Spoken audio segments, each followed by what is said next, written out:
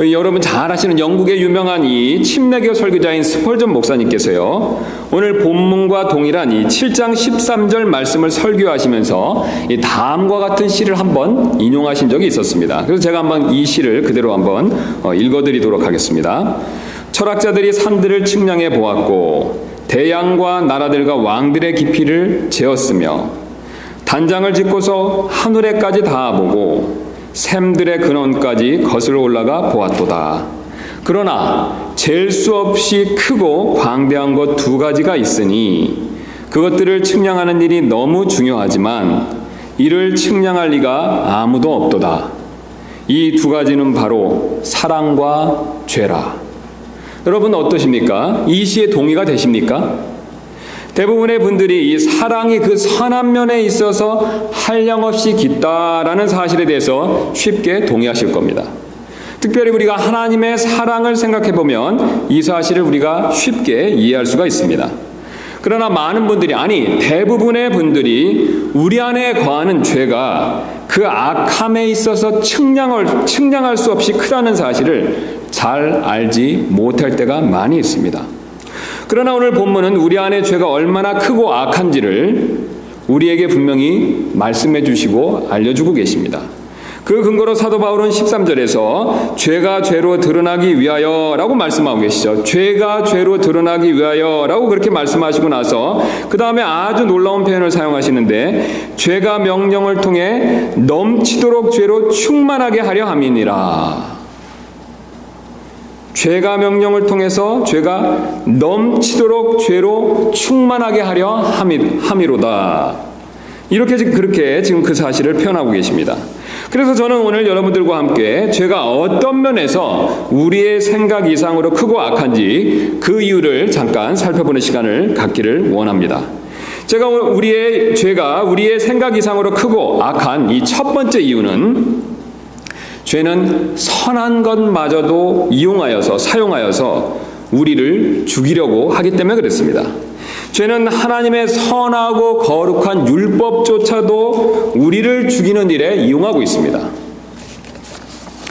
이 가나안 백성들의 악한 풍습 중에 하나가 바로 염소 새끼를 그것의 어미의 젖에 삶는 일이었었습니다.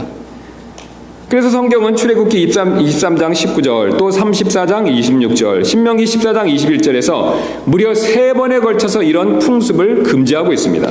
그래서 신명기 14장 21절에서 이렇게 말씀하시는데, 그것을 제가 한번 그대로 읽어드리도록 하겠습니다. 너는 주 내 하나님께 거룩한 백성이니라. 너는 염소 새끼를 그것의 어미의 젖에 삶지 말지니라. 여러분 어떻습니까? 성경이 왜 이런 풍습을 지금 금지하겠습니까? 선한 것을 이용하여서 악한 데 사용하기 때문에 그것을 지금 금지하는 것이 아니겠습니까? 여러분 사실 어미의 젖은요, 새끼 염소에게 있어서 생명을 주는 아주 선한 것이죠. 그렇지 않습니까? 새끼 염소가 어미의 젖이 없으면 죽지 않습니까? 그래서 이 젖은, 어미의 젖은 새끼 염소에게 있어서 생명을 주는 아주 선하고 귀한 것인데, 바로 가나안 사람들이 그 새끼 염소에게 생명을 주는 젖을 사용해서 반대로 그 새끼 염소를 악하게 죽이는 그런 내용을 지금 말씀해주고 있습니다. 문제는 선한 젖을 악하게 사용하는 가나안 사람들이 나쁜 것이지 그 젖 자체가 나쁜 것이 아니다라는 뜻이 되겠습니다. 사실 우리 가운데 그 누구도 이 가나안 사람들이 어미의 젖으로 새끼 염소를 삶았다고 그 젖이 악하다, 나쁘다라고 생각지 않습니다. 젖은 선하지만 그 젖을 악한 도구로 사용하는 가나안 사람들이 문제가 되죠. 여러분 사실 제가 방금 말씀드린 내용과 동일하게 율법도 이것과 동일한 원리에서 마찬가지가 됩니다. 율법 자체는 분명히 선하고 거룩한 것입니다. 그래서 우리가 7장 12절 말씀 한번 다시 보시면 이렇게 말씀하고 계시죠. 그런즉 율법도 뭐라고 말씀하고 계십니까? 거룩하고 명령도 거룩하며 의롭고 선하도다. 우리가 율법을 종종 오해해서 나쁘고 부정적인 것으로만 생각하는데, 물론 성경에서 그런 내용의 말씀들이 있습니다. 그러나 율법 자체는 근본적으로 오늘 12절 말씀처럼 거룩하고 또한 의롭고 선한 것이 분명합니다. 율법 자체가 문제가 아니라는 뜻이 됩니다. 심지어는 율법은 더 나아가서 우리에게 생명을 줄 목적으로 만들어졌다라고까지 말씀하고 있습니다. 그래서 위로 올라가셔서 10절 말씀 보시면 이렇게 말씀하고 계십니다. 생명에 이르게 하려고, 그 다음 뭐라고 말씀하고 계십니까? 정하신 명령이. 지금 바울은 7장에서 계속해서 명령과 율법을 번갈아가면서 사용하고 있습니다. 그래서 율법 안에 있는 구체적인 내용들을 명령이다라고 사용하면서 명령과 율법을 겸하여서 동시에 사용하면서 분명히 10절에서 생명에 이르게 하려고 정하신 명령이다라고 이렇게 말씀하고 있습니다. 율법은 새끼 염소에게 생명을 주는 것, 생명을 주는 어미의 젖처럼 이렇게 선한 것이다라는 뜻으로 말씀하고 있다는 것이죠. 그러나 문제는 우리 안에 죄가 이 선하고 거룩한 율법을 사용해서 우리를 죽게 만드는 데 있습니다. 가나안 사람들이 생명을 주는 어미의 젖을 새끼 염소의 목숨을 빼앗아가는 도구로 사용한 것처럼 우리 안에 있는 죄도 동일하게 생명에 이르게 하는 율법을 우리를 죽게 만드는 도구로 사용하고 있다라는 사실을 말씀해주고 있습니다. 그래서 10절을 다시 한번 가서 보시면 생명에 이르게 하려고 정하신 명령이, 그 다음에 뭐라고 말씀하고 계십니까? 사망에 이르게 하는 것인 줄 내가 알았나니. 여러분, 분명히 이 사실을 성경은 우리에게 분명하게 가르쳐주고 있습니다. 생명에 이르게 하기 위해서 이렇게 정하신 명령이, 그 명령 자체가 반대로 사망에 이르게 했다라고 말씀하고 있습니다. 다시 한번 11절로 내려가서 말씀을 다시 확인해 보시면 죄가 명령을 통해 기회를 타서 나를 속이고, 그 다음에 뭐라고 말씀하고 계십니까? 그것으로 나를 죽였느니라. 죄가 명령을 통해서 나를 죽였다라고 그렇게 말씀하고 계십니다. 죄가 생명에 이르게 하는 선한 명령을 사용해서 나를 죽인 것이다 라고 선언하고 계십니다. 그 다음에 다시 한번 13절 밑으로 내려가시면 사도 바울이 그 사실에 대해서 이렇게 말씀하고 계시죠. 그러면 선한 그것이, 즉 선한 율법이 내게 사망을 이루었느냐. 여러분은 이것에 대해서 어떻게 대답하시겠습니까? 예, 그렇다라고도 대답하실 수 있고 그렇지 않다라고도 대답하실 수가 있겠죠. 그런데 사도 바울은 뭐라고 대답하고 계십니까? 그러면 선한 그것이 내게 사망을 이루었느냐? 결코 그럴 수 없느니라. 여러분, 이게 지금 무슨 뜻이 됩니까? 분명히 우리 안에서 역사하는 죄가 율법을 사용하여서, 율법을 도구로 이용해서 우리를 죽게 만들었다라고 그 사실을 말씀하고 있습니다. 여러분, 그렇다면 우리를 죽게 만든 율법 자체가 문제입니까? 아니면 그 율법을 사용한 죄가 문제입니까? 죄가 문제이죠. 바로 지금 바울이 말하고자 하는 바가 이 부분이 됩니다. 오직 죄가 죄로 드러나기 위해 선한 율법을 통해서 내 안에서 사망을 이루었다라고 그렇게 지금 그 사실을 분명히 말씀하고 계십니다. 이처럼 죄는 심히 악하기 때문에 놀랍게도 거룩하고 선한 율법조차도 자신의 도구로 이용해서 범죄하게 만들고 결국 우리를 영적으로 죽게 만들 수 있다라는 것을 가르쳐주고 있습니다. 그래서 이런 죄는 우리 주변의 다른 것들도 쉽게 다 자신의 도구로 이용할 수가 있습니다. 여러분, 한번 잘 생각해 보시기 바랍니다. 하나님의 가장 거룩한 율법, 선하고 의로운 율법조차도 죄는 사용할 수가 있습니다. 죄는 그처럼 놀라운 힘을 가지고 있기 때문에 우리 주변에 눈에 보이는 그 어떤 것들도 자신의 도구로 분명히 다 사용할 수가 있습니다. 즉, 거룩하고 선한 하나님의 율법도 자신의 도구로 이용할 수 있기 때문에 하나님께서 우리에게 주신 이 모든 것들을 다 자신의 도구로 이용할 수 있다라는 뜻이 되겠습니다. 그래서 죄는 돈과 같은 물질을 쉽게 자신의 도구로 이용하여 우리를 영적으로 죽게 만들 수가 있습니다. 그리고 우리 디모데전서 6장 10절 말씀 가서 한번 잠깐 확인해보는 시간 갖도록 하겠습니다. 디모데전서 6장 10절 말씀입니다.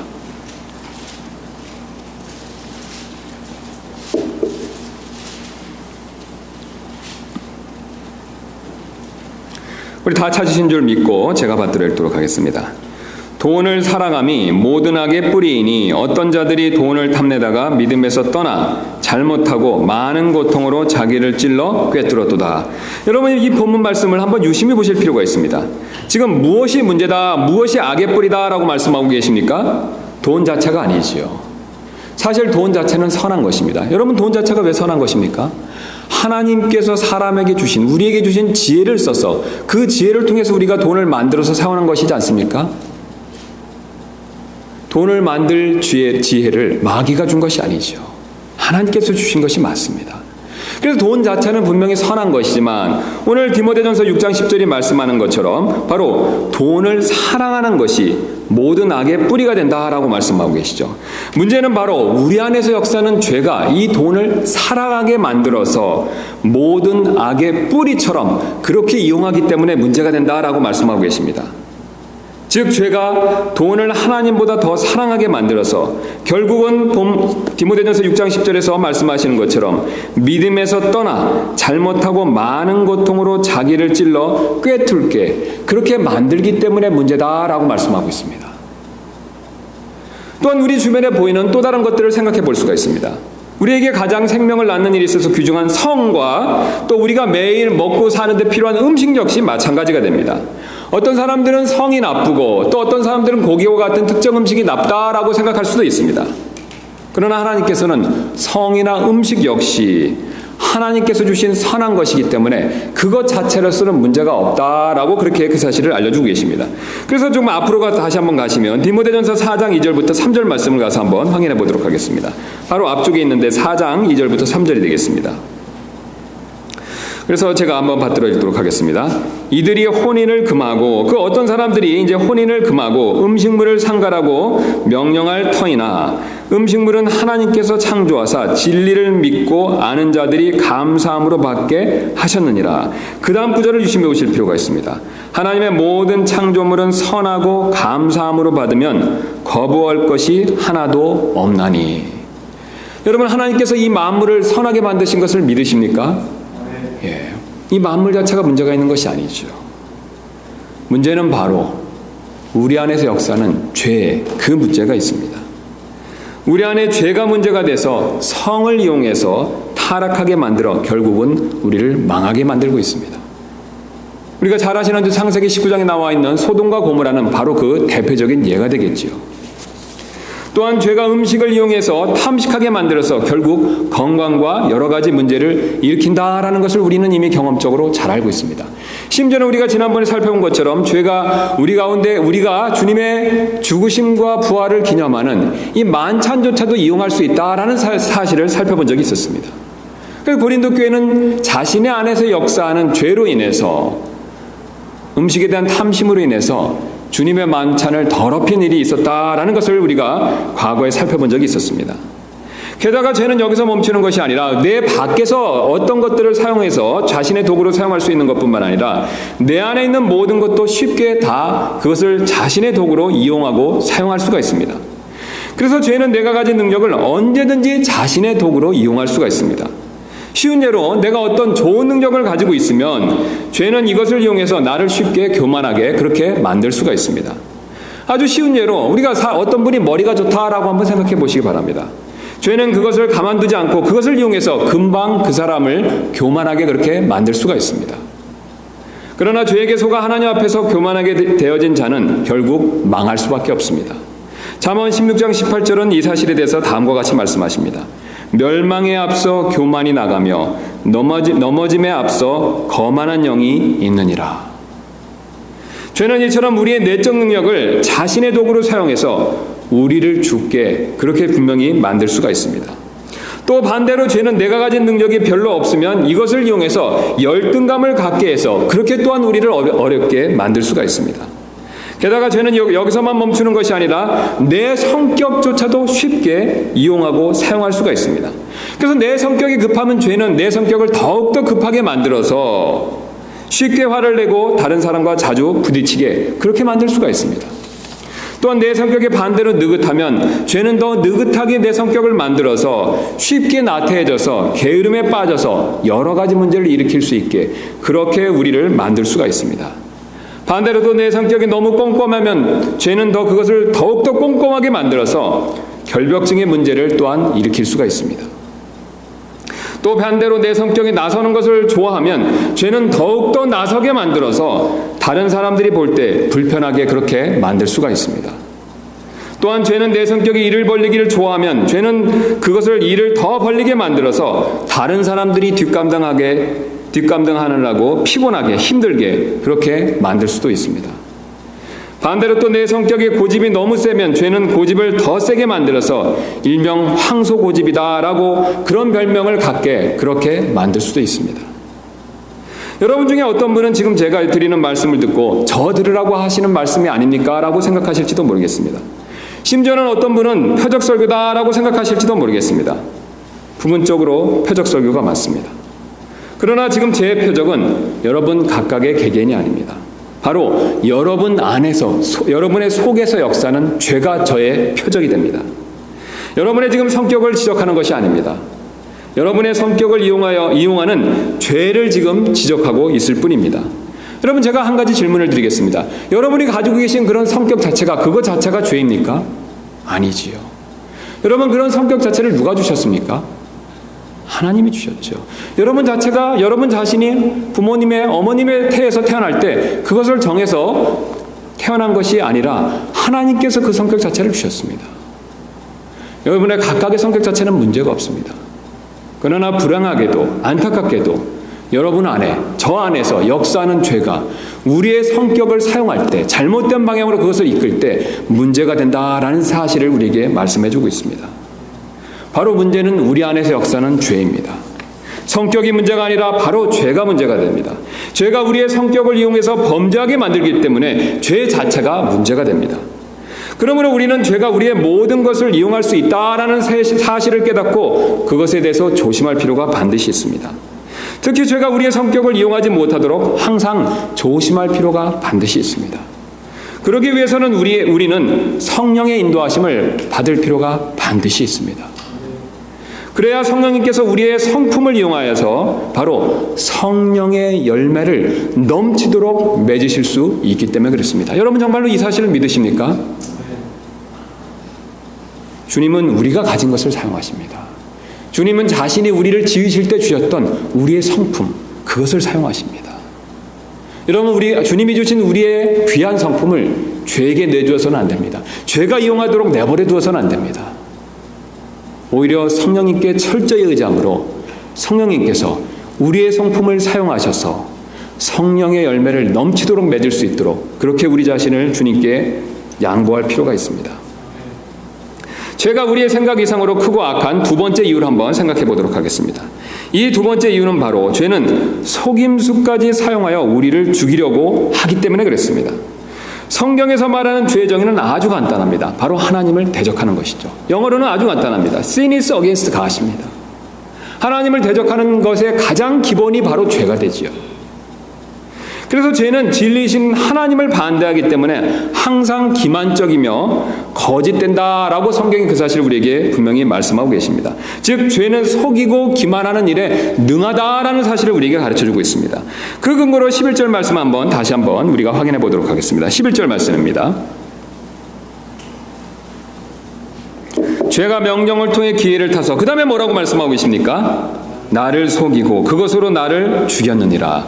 분명히 죄가 우리를 속일 수 있다라는 사실을 얘기하고 있습니다. 죄는 분명히 이렇게 기만적이고 속이는 특징을 가지고 있다라는 사실을 분명히 보여주고 있죠. 그래서 히브리서 3장 13절 역시 비슷한 내용을 우리에게 말씀해 주시는데 바로 오직 오늘이라 불리는 때에 서로 날마다 권면하여 너희 중에 아무도 죄의 속임수를 통해 강팍하게 되지 아니하도록 하라. 죄의 속임수를 통해서 강팍하게 되지 말라라고 그렇게 분명히 히브리서 기자가 우리에게 권면해주고 있습니다. 동일한 사실을 우리에게 말씀해주고 있습니다. 죄는 기만적이며 속이는 특징을 가지고 있다라는 것을 우리에게 알려주고 계십니다. 그렇다면 죄는 구체적으로 어떤 내용을 가지고 우리를 속일까요? 죄가 처음으로 속이는 장면을 보면 그 내용을 우리는 쉽게 알 수가 있습니다. 우리 창세기 3장 1절로 한번 가서 확인해보는 시간 갖도록 하겠습니다. 창세기 3장 1절입니다.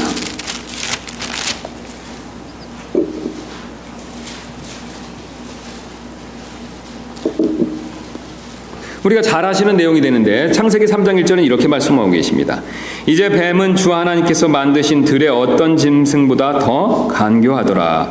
그가 여자에게 이르되 참으로 하나님께서 말씀하시기를 너희는 동산의 모든 나무에서 나는 것을 먹지 말라 하시더냐 하니 우리가 이 말씀을 익히 잘하는 말씀이 되는데요. 여기서 우리는 가장 먼저 죄가 자신의 정체를 속인다라는 사실을 발견할 수가 있습니다. 죄는 분명히 기만적이고 속이는 특징을 가지고 있습니다. 그런데 이 죄가 속이는데 첫 번째로 바로 자신의 정체를 속이는 모습을 보여주고 있습니다. 우리가 3장 1절을 조금 전에 읽었었을 때 여기에 나오는 뱀은 뱀 자체가 아니라 바로 마귀, 사탄이 뱀의 모습을 취한 것이다 라는 사실을 우리는 잘 알고 있습니다. 즉 마귀가 뱀의 모습으로 자신의 정체를 감추고 있다라는 사실을 우리는 익히 잘 알고 있습니다. 이 사실은 우리에게 아주 놀라운 진리를 지금 가르쳐주고 있습니다. 바로 마귀의 마음 안에서 역사하는 죄는 자신의 정체를 감추려고 하는 간교한 특징을 가지고 있다라는 사실을 보여주고 있습니다. 여러분 지금 이 마귀, 바로 옛뱀의 마음에서 역사하는 존재가 누구입니까? 죄지요? 여러분 맞습니까? 바로 마귀, 옛뱀의 마음 안에서 역사하는 죄가 자신의 정체를 감추려는 그런 모습을 우리에게 분명히 보여주고 있습니다. 그래서 성경은 그것을 간교하다라는 표현을 통해서 우리에게 분명히 가르쳐주고 있습니다. 죄는 이처럼 자신의 정체를 속이려는 특징을 분명히 가지고 있습니다. 그래서 사탄의 마음뿐만 아니라 안타깝게도 우리의 마음 안에서 역사하는 죄 역시 자신의 정체를 감추고 속이려는 노력을 부지런히 하고 있습니다. 그래서 죄는 자신이 역사해서 죄를 짓게 만드는 것이 아니라 다른 어떤 것들이 우리 안에서 역사해서 죄를 짓게 한다라고 그렇게 우리를 속이고 있습니다. 그래서 불교식으로 욕심이 죄를 짓게 만든다라고 속이고 있습니다. 여러분 불교의 가르침은 바로 우리가 범죄하는 근본 원인을 욕심에 두고 있습니다. 그러나 우리가 로마서 말씀을 통해서 지금까지 확인해 보았었을 때 욕심이 우리를 범죄하게 만드는 근원이 아니다라는 것을 우리는 여러 번 확인한 적이 있습니다. 여러분 바로 그 욕심을 사용하는 주체가 누구입니까? 내 안에서 역사는 죄이지 않습니까? 죄가 욕심을 사용해서 우리 안에서 범죄하게 만든다라는 사실을 주님은 분명히 그것을 가르쳐 주셨습니다. 또한 죄는 내 성격이나 기질이 죄를 짓게 만든다라고 그렇게 우리를 속이고 있습니다. 아니면 또 뇌세포나 뇌 호르몬이 죄를 짓게 만든다라고 그렇게 속이고 있습니다. 그러나 우리를 범죄하게 만드는 것은 다름 아닌 내 안에서 역사하는 죄가 됩니다. 로마서 7장 17절은 이 사실을 다음과 같이 우리에게 분명히 선포하고 있습니다. 그런즉 이제 그것을 행하는 자는 더 이상 내가 아니요 내 안에 거하는 죄니라. 아멘. 우리 안에서 죄가 거하며 우리 안에서 범죄하게 만든다라는 사실을 분명히 하나님 말씀은 우리에게 그것을 선포하고 있습니다. 그러므로 우리는 우리 안에서 역사하는 죄의 존재를 믿을 필요가 반드시 있습니다. 여러분 정말 이 성경 말씀을 그대로 믿으십니까? 여러분이 만약에 우리 안에서 역사하는 죄를 믿지 않는다면 여러분은 죄와 싸울 수가 없습니다. 원수의 정체를 인정하지 않는데 어떻게 그 원수와 싸울 수 있겠습니까? 성경은 분명히 우리 안에서 역사하는 죄에 대해서 그 사실을 분명히 우리에게 선포하고 있습니다. 우리가 우리 안에서 역사하는 죄의 존재를 믿을 때 그때만이 우리 안에서 역사하는 죄와 분명히 싸울 수 있다라는 사실을 주님은 우리에게 그것을 가르쳐주고 계십니다. 죄는 또한 하나님의 말씀을 속이는 일을 부지런히 하고 있습니다. 그래서 우리가 다시 한번 창세기 3장 말씀 보시면 4절 말씀을 읽도록 하겠습니다. 뱀이 여자에게 이르되 너희가 절대로 죽지 아니하리라. 지금 뱀의 마음 가운데서 역사하는 죄가 어떤 일을 벌이고 있습니까, 여러분? 하나님의 말씀을 속이고 있지 않습니까? 하나님의 말씀을 믿지 못하도록 속이도록 그렇게 속게 만들도록 역사하고 있습니다. 우리 안에 역사하는 죄 역시 마찬가지가 됩니다. 우리 안에 있는 죄는 기록된 하나님의 말씀을 믿지 못하도록 방해하고 있습니다. 여러분 왜 밖에 있는 많은 사람들이 우리가 복음의 하나님의 말씀을 전할 때 믿지 못합니까? 그들 안에서 역사하는 죄 때문에 그렇죠. 죄는 하나님의 말씀을 믿지 못하도록 역사할 수가 있습니다. 또한 기록된 성경이 하나님의 말씀이 아니다라고 그렇게 속이도록 역사할 수가 있습니다. 그래서 많은 사람들이 이 성경책을 하나님의 말씀으로 보지 않고 사람의 책이다라고 그렇게 생각하고 있습니다. 여러분 그 생각이 어디서 왔겠습니까? 그들 안에서 역사는 죄로부터 나온 것이죠. 또한 죄는 더 놀랍게도 지금 선포되는 하나님 말씀이 그저 목사님이 하는 사람의 말이다라고 그렇게 속일 수가 있습니다. 여러분, 저는 분명히 지금 하나님의 말씀을 대신 이렇게 전해드리고 있습니다. 그러나 우리 안에서 역사하는 죄는 죄가 어디 있어? 그것은 혹시 지금 목사님이 지어서 하는 말이 아닐까라고 그렇게 우리를 속이도록 역사할 수 있다는 뜻이 됩니다. 사실 저는 우리 교회뿐만 아니라 다른 교회에서 이런 분들을 많이 보았었습니다. 제가 하나님 말씀을 있는 그대로 선포할 때 그것을 믿지 못하는 분들을 많이 봤습니다. 목사님이 단지 생각해서 하시는 말씀이 아닙니까? 라고 그렇게 생각하시는 분들을 많이 보았었습니다. 여러분, 그러나 속지 마십시오. 지금 하나님의 말씀을 믿지 못하도록 여러분 안에서 역사하는 존재는 바로 죄입니다. 죄에게 속아서 하나님의 말씀을 의심하는 그런 오리와 실수를 범하지 않으시기를 주님의 이름으로 소원합니다. 사실 진리의 영인 성령님께서는 하나님의 말씀을 믿도록 우리 안에서 돕고 계십니다. 여러분은 지금 여러분 안에서 역사하는 성령님의 그 도우심을 받고 있습니까? 아니면 지금 선포되는 하나님 말씀을 의심하게 만드는 죄에게 속아서 하나님의 말씀을 지금 의심하고 있습니까? 여러분, 죄에게 속지 마시고 성령님께서 가르쳐 주시는 진리의 말씀에 귀를 기울이실 필요가 반드시 있습니다. 끝으로 죄는 하나님의 성품을 속일 수가 있습니다. 즉, 뱀 안에서 역사하는 죄는 하나님의 성품을 의심하게 만들 수 있습니다. 그 근거로 우리가 3장 다시 5절 말씀 보면 뱀이 이렇게 말씀하고 있죠. 너희가 그것을 먹는 날에 너희 눈이 열리고 너희가 신들과 같이 되어 선악을 알 줄을 하나님이 아시느니라 하니라. 지금 뱀의 말하는 요지는 무엇이 됩니까?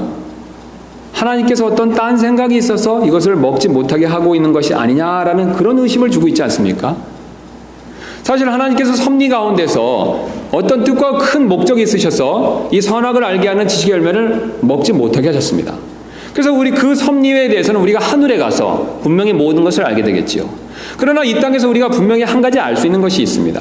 여러분, 그것이 무엇입니까? 하나님께서는 분명히 아담과 이브를 사랑하셔서 이 선악을 알게 하는 지식의 열매를 먹지 못하시게 한 것이 맞습니다. 여러분, 맞습니까? 하나님께서 우리를 위해서 사실 그것을 먹지 말라고 하신 것이죠.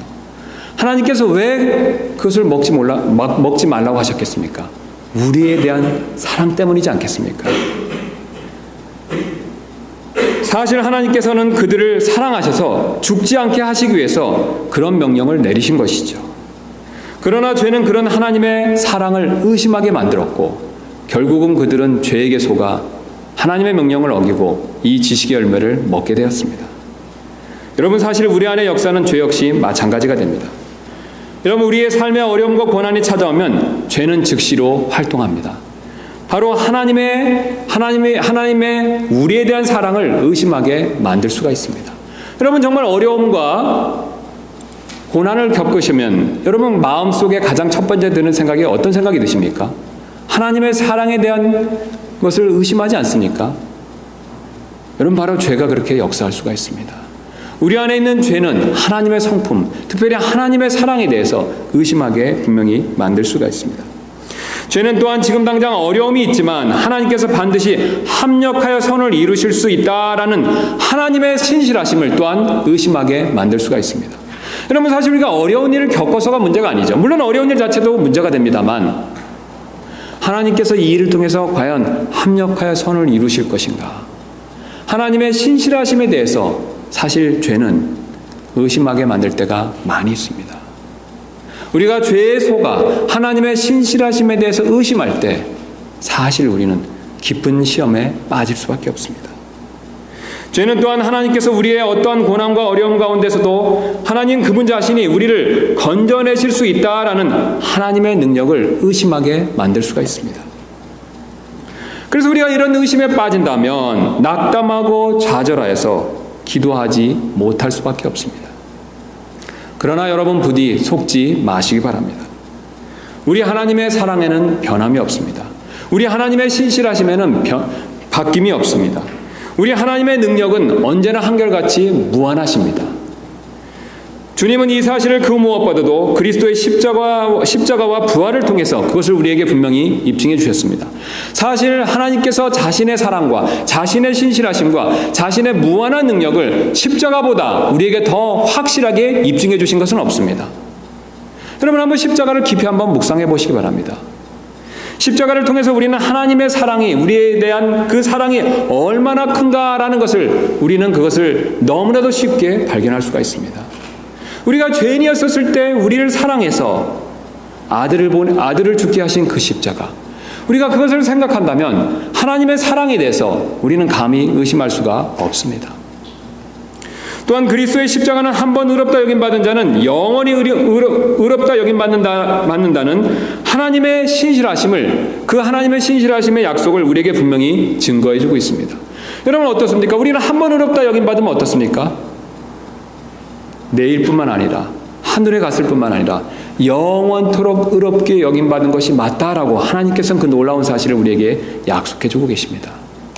영원토록 하나님께서 의롭다 여겨주신다는 것은 하나님께서 얼마나 신실하신 분이신가를 우리에게 분명히 보여주는 증거가 된다라는 뜻이 되겠습니다. 그리고 여러분, 한번 부활을 생각해 보십시오. 주님께서는 죽은 예수님을 살려주셨습니다. 그렇다면 주님께는 어려운 일이 없으십니다.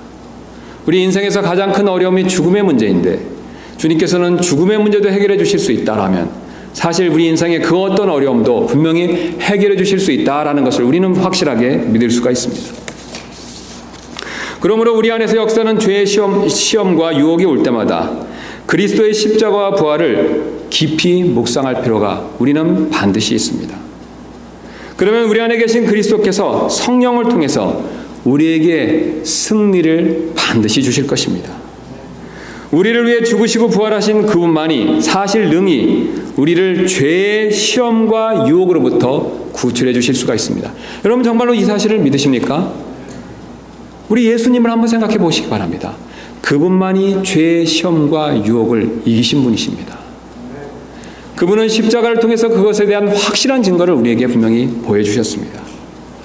여러분, 그렇다면 우리 안에 계신 그리스도, 그 그리스도를 성령을 통해서 의지할 때 우리 안에 계신 살아계신 그리스도께서 우리에게 승리를 안겨다 주실 것입니다.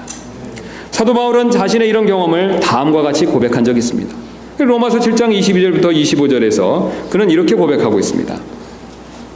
내가 속사람을 따라 하나님의 법을 즐거워하나 내 지체들 안에서 다른 법이 내 생각의 법과 싸워 내 지체들 안에 있는 죄의 법에게로 나를 사로잡아가는 것을 내가 보는도다. 오, 나는 비참한 사람이로다. 이 사망의 몸에서 누가 나를 건져내랴. 예수 그리스도 우리 주를 통해서 내가 하나님께 감사하노라. 아멘. 이 말씀대로 죄의 시험과 유혹이 올 때마다 그리스도를 통해서 승리하는 저와 여러분들 되시기를 주님의 이름으로 소원합니다. 우리 잠깐 기도하는 시간 갖도록 하겠습니다. 이 시간 어떤 죄의 시험과 유혹으로 인해서 힘들어하는 분이 계시다면 우리 주 예수 그리스도께 도움을 간구하는 시간을 잠깐 갖도록 하겠습니다.